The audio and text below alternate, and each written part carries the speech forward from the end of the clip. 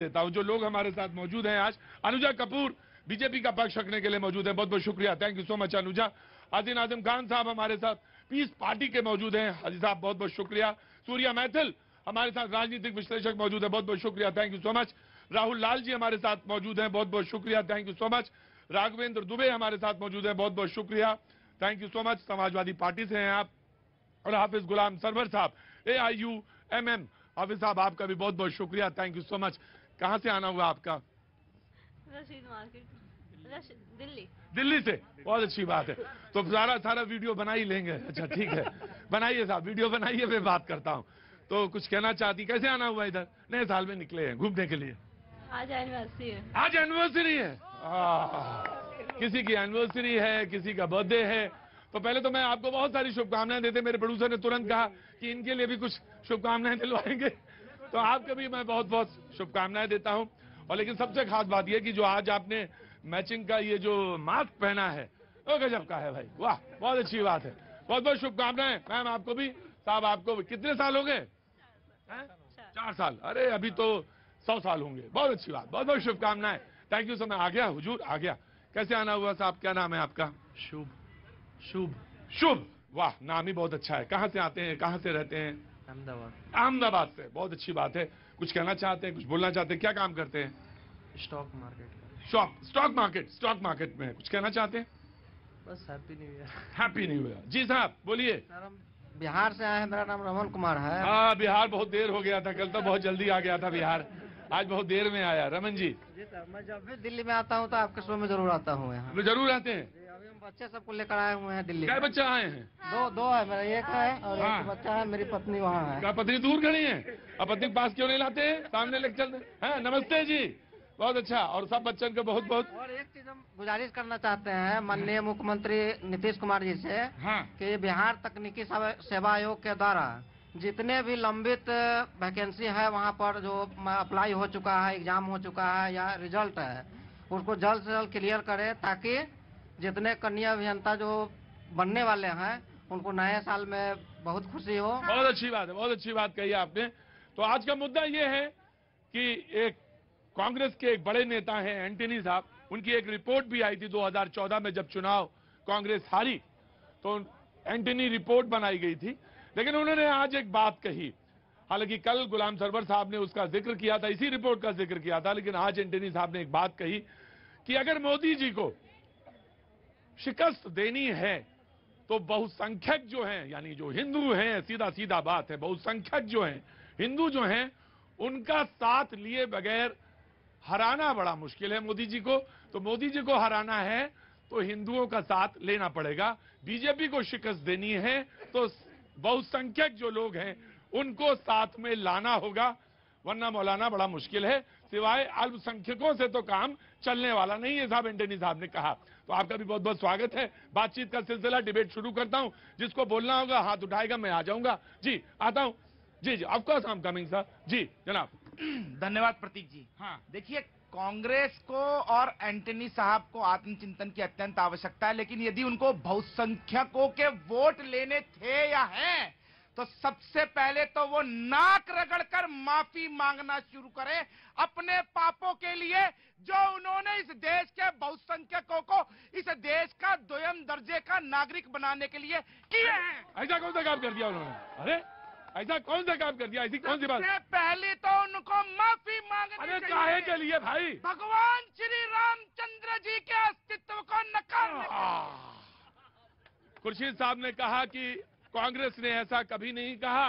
खुर्शीद साहब ने आज कहा है कि ऐसा कांग्रेस ने कभी नहीं, राम के अस्तित्व को उन्होंने नहीं नकारा।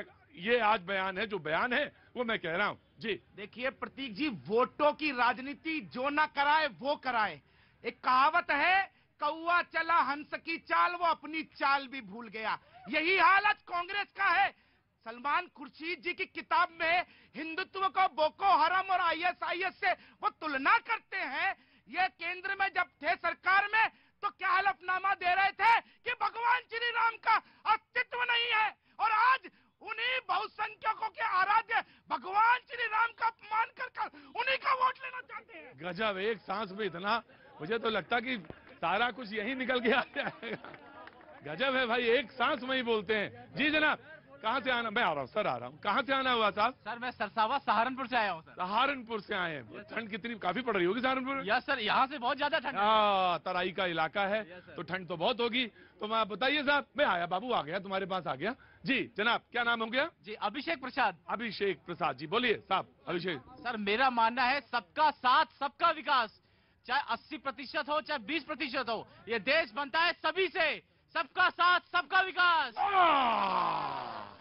सबका साथ सबका विश्वास, सबका जब साथ होगा तभी बात बनेगी। जी जनाब, आप कुछ कहना चाह रहे थे, बोलिए। जी मैं ये बोलना चाह रहा हूँ कि देश में जब निर्माता होगी तो लोगों को साक्षर होना पड़ेगा, इसलिए जागरूक बनिए। सिर्फ मोदी जी को मत देखिए या राहुल को मत देखिए। हाँ। किसी भी पार्टी का आदमी हो उसको हमेशा ध्यान में रखिए कि वह कितना आगे निकलेगा और सबको लेके चलता है या नहीं। किस सबको लेके चलता? मोदी जी लेके चल रहे हैं कि नहीं चल रहे? बिल्कुल नहीं लेके चल अरे मोदी जी लेके नहीं चल रहे। जी बहस आगे। जी राहुल जी। देखिए मैं कहूंगा हाँ। एंटनी जी के बयान में नहीं नहीं नहीं नहीं नहीं, आपस में बहस नहीं होगी। ये बहस से नहीं नहीं नहीं, वो स्वतंत्र है मैम, वो कहने के लिए। जी जी। एंटनी जी के बयान से बीजेपी को मिर्ची क्यों लग रही है? सबसे हाँ। बड़ा सवाल तो ये है। अभी तो आपको मिर्ची लगने का क्या कारण हो सकता है? सलमान खुर्शीद अगर ये कहते हैं कि वो भगवान राम को देखते हैं अगर उसमें, तो वो भी खराब लग जा रहा है किन्हीं को। अब यहाँ पे अगर कांग्रेस सर्वधर्म संभाव की बात करती है, सबको लेके चलती है, बीजेपी तो नारा देती है। सर सुन लीजिए, बीजेपी नारा देती है, बीजेपी नारा देती है। अरे नया नारा आपने सुना नहीं है क्या? देश का संसाधनों के ऊपर। एक सेकंड जरा सा, काल्पनिक है ये किसने कहा था? मैं जरा सा लड़कियां छेड़ना चाहते हैं, यह किसने कहा था?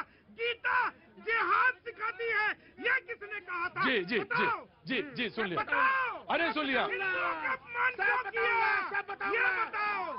5 लाख हिंदुओं को कश्मीर से निर्वासित करवा दिया, ये किसने किया? बताओ पहले। बहुत अच्छी बात।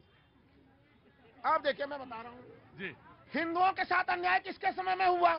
हिंदुओं के समय में अगर सबसे ज्यादा अन्याय कभी हो रहा है 2014 से लेकर अभी के दरमियान में हो रहा है। हाँ, हिंदुओं का नारा लेके जो खोखले नारे लेके घूम रहे हैं, नारा बोले बोले। बीजेपी नारा जरूर दे रही है, सबका साथ सबका विकास का नारा दे रही है। हाँ। लेकिन अगर इसके मूल आत्मी तत्व की सबको लेके चलना है तो कांग्रेस ये काम 138 वर्षों से कर रही है। 138 वर्षों से। हाँ। जब सर्वधर्म संभाव की बात होती है तो उसमें हिंदू मुस्लिम सिख ईसाई सबको लेकर चलने की बात होती है। और सुन लीजिए, दुनिया का कोई भी संविधान ऐसा नहीं है जो अल्पसंख्यकों को साथ में लेकर चलने की बात नहीं करती। अरे पंडितों के बारे में बात कर रहे हैं, आज भी कश्मीरी पंडितों का पलायन हो रहा है। मैं आ गया जी। अनुजा कपूर बीजेपी से। जी मैं आया, उतनी दूर आऊंगा, यहाँ इधर आ जाए। अच्छा चलिए वहीं खड़े रहिए, मैं आ जाऊंगा। जी राहुल भाई जो कांग्रेस के प्रवक्ता की तरह बोल रहे हैं, तो मैं बस उनको उनकी याददाश्त दुरुस्त कर दूं। कार सेवकों पर 1989 के बाद जब इंदिरा गांधी मरी तो उनके टाइम पर जब हुआ, कार सेवकों पर गोली चली थी। आपको भी ये मालूम है कि किस तरह से कार सेवकों के ऊपर नरसिंह राव। हाँ जी। But it was during that period कार सेवकों के ऊपर गोलियां चली। और जब चली तो उस वक्त कितना बड़ा कांड इस वक्त हुआ, ये भी देखने वाली बात है कि हिंदुओं को ये बात करते हैं कि अभी की बात है। सिखों के ऊपर वार किसने किया? सिखों के ऊपर वार किसने किया था? आप लोग सिर्फ और सिर्फ अल्पसंख्यक और बहुसंख्यक में रह गए।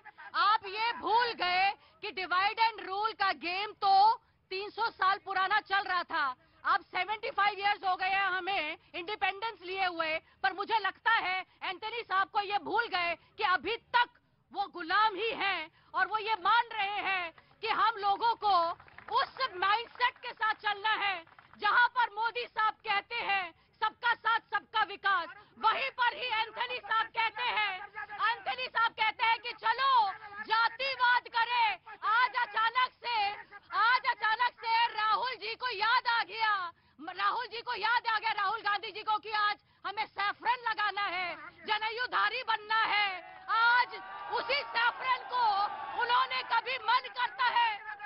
जी